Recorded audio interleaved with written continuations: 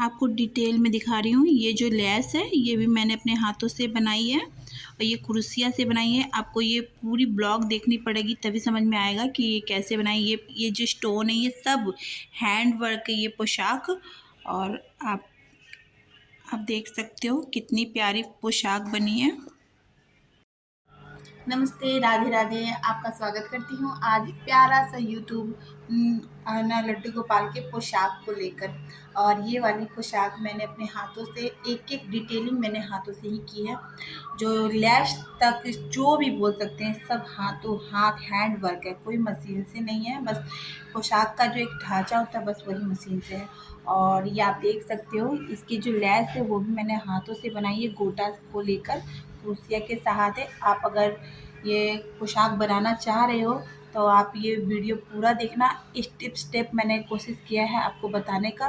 और आप इससे भी बेटर एक आइडिया आपको मिल सकता है। बाई चांस आप ये कॉपी नहीं कर सकते हो तो आपको एक आइडिया मिल सकता है इस पोशाक से। इस पोशाक को बनाने में 5-6 तरह के आइडिया आपको मिलेंगे कि किस तरह से आप गोटा लगा सकते हो, किस तरह से स्टोन वर्क कर सकते हो। ज़रूरी नहीं आप कॉपी करो, पर आपको बहुत बहुत आइडिया मिलने वाला है।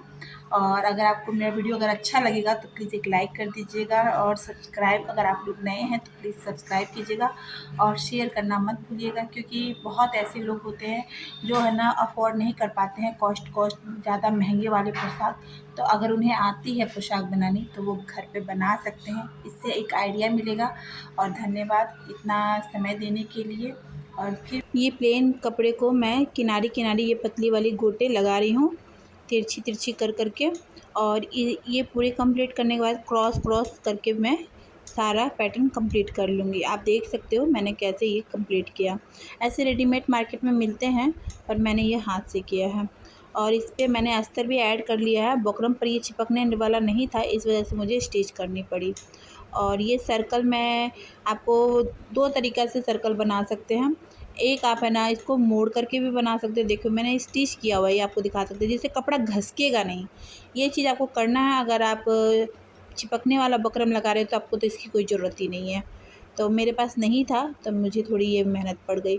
और इसे फ़ोल्ड किया है मैंने अच्छे से और फिर इस तरह से गोल किया है।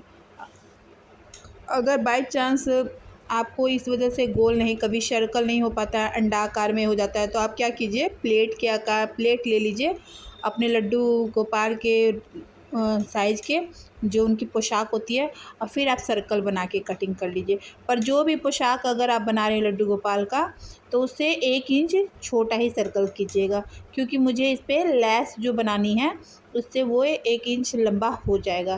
क्योंकि आगे जो मैं लेस बनाने वाली हूँ ना, इस वजह से तो मैंने अपने लड्डू गोपाल की पोशाक से 1 इंच छोटा बनाया है। मेरे लड्डू गोपाल आपको 4 या 5 नंबर के होंगे और ये है 8 इंच चौड़ा 8 इंच लंबा चौड़ा, दोनों चारों तरफ 8-8 इंच ही था। आप अपने लड्डू गोपाल के अकॉर्डिंग इंचेस लीजिएगा, क्योंकि मैं इंचेस लेना आपको दिखाना भूल गई, पर मैं आपको बता रही हूँ 8 इंच था। और ये मैंने कंप्लीट कर लिया है रो को।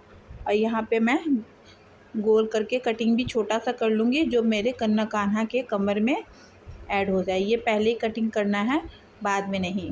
और ये अभी सर्कल नहीं बना है, सर्कल हो जाएगा बाद में। और मैं अभी इसके नाप से इसकी लंबाई भी काट लूँगी। ये भी आप ध्यान रखना टेढ़ा मेढ़ा ना हो सके तो आप ज़रूर ध्यान से स्केच कर लेना और फिर कटिंग करना। यहाँ तक तो ये कंप्लीट सिंपल सी ये मशीन के काम थे। अब आपका मेन काम आएगा हैंड वर्क। हैंड वर्क में ये जो आप अगर स्टिच करना जानती हैं तो ये कच की कढ़ाई होती है। ये कच कढ़ाई इसलिए कर रही हूँ ना लेस से कि जो मैं क्रोशिया का वर्क करूँगी तो ये समझ लीजिए ये फंदे हो गए।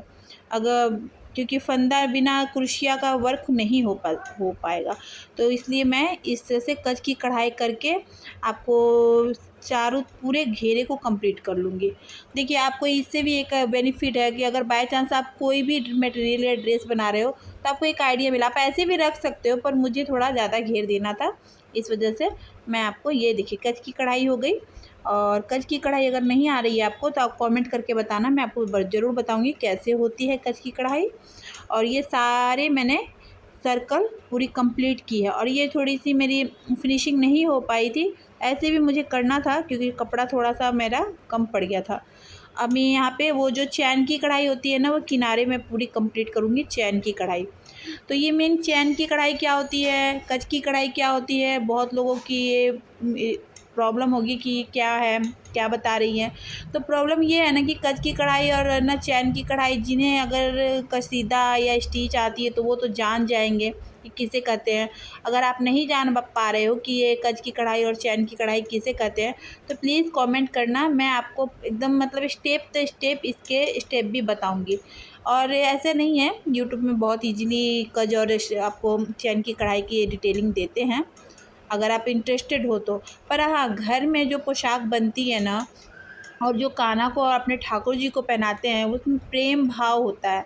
मार्केट में बहुत प्यारे प्यारे पोशाक मिलते हैं और बहुत लोग ख़रीदते भी हैं, जिनके पास टाइम नहीं होती है, जिन्हें नहीं आता है स्टिच करना, तो वो करते हैं। पर मैं बचपन से बहुत इस सब चीज़ के लिए शौक़ था, तो मैं करती थी और मुझे ये अच्छा लगता है, मैं अपने शौक़ से करती हूँ। और आप देख सकते हो मैंने ये पूरी कंप्लीट रो कर दी है। या अब यहाँ पे आपको क्रोशिया का वर्क करना है। क्रोशिया का वर्क इम्पोर्टेंट, इसमें क्रोशिया का वर्क जिसको आता है वो तो कर लेंगे, नहीं आता है तो फिर यही सबसे बड़ी प्रॉब्लम है। क्रोशिया का वर्क नहीं आता तो आप यहाँ गोटा, रेडीमेड गोटा भी आता है क्रोशिया का वर्क वाला, आप वो भी ले सकते हो। और यहाँ मैं डबल क्रोशिया कर रही हूँ। डबल क्रोशिया में क्या होता है ना, जिसको सिंगल क्रोशिया नहीं आता है वो डबल क्रोशिया नहीं कर सकता। तो सबसे पहले क्रोशिया चलाना बहुत इम्पोर्टेंट है। तो पहले आपको डबल, इसमें मैं सिंगल क्रोशिया नहीं कर रही हूँ, सीधा डबल क्रोशिया कर रही हूँ। और एक फंदा भी बढ़ा नहीं रही हूँ, एक घर भी बढ़ा नहीं रही हूँ, सिंपल सा सारे फंदे के ऊपर मैं डबल क्रोशिया करके सारे रो इसी तरह से कंप्लीट मैंने करूँगी। सारे कंप्लीट कर और लिए थे। उसके बाद सारे थोड़ा रो ढीला को हाथ थोड़े से टाइम करना है, लगता है, टाइट पर हाथ जब से बन नहीं के करना आता है है। ना फ्रेंड्स, तो इस चीज़ बहुत का आपको सुंदर लगता ख्याल है। रखना है। और कहते हैं ना, जो चीज़ मेहनत से की गई हो और जो पैसे से खरीदी गई हो, दोनों के भाव अलग होते हैं। आप मानो चाहे नहीं मानो, ये चीज़ आप करना। आप सिंपल से भी भगवान के लिए पोशाक बनाओ, वो पहनाना, और है ना मार्केट से ख़रीद के बहुत एक्सपेंसिव वाले पहनाना, आप देखना दोनों में कितने फ़र्क हो जाते हैं। और जब ये बन के रेडी होगा ना, तो आप कहोगे कि मैंने कुछ बनाया, मेरे भगवान को ना दिखाया, पहनाया। भगवान भाव के भूखे होते हैं, पैसे के नहीं। तो आप इस चीज़ का ख्याल करो कि अगर अपने भगवान को अपने भाव से, प्रेम से कुछ भी अर्पण करो ना, भगवान बहुत खुश होते हैं। आप ये मानते हो कि नहीं मानते हो, पर मैं बहुत मानती हूँ और प्राय सबको ही मानते हैं। चलिए, ये देखिए मेरी कंप्लीट हो गई थी।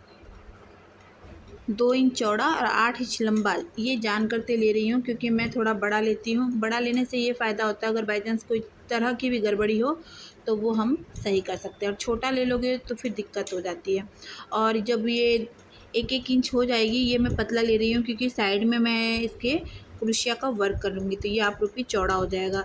और इसको मैं ज्वाइन कर लूँगी, और ज्वाइन करने के बाद इस पर किनारे में लेस लगा दूँगी। और लेस लगाने के बाद सबसे पहले मैं इसे ज्वाइन करूँगी कमर में। कमर में ज्वाइन करने के बाद फिर मैं डोरी पट्टी बना दूँगी। डोरी पट्टी ऐसे बनाना है, जब अब हम लोग लेस लगाते हैं ना, तो लेस पे स्टिच नहीं करनी है, डोरी पे स्टिच नहीं करनी है, और उसको डोरी पट्टी को कंप्लीट कर देना है। और डोरी पट्टी जब कंप्लीट हो जाए, तब हमें क्रोशिया का वर्क करना है।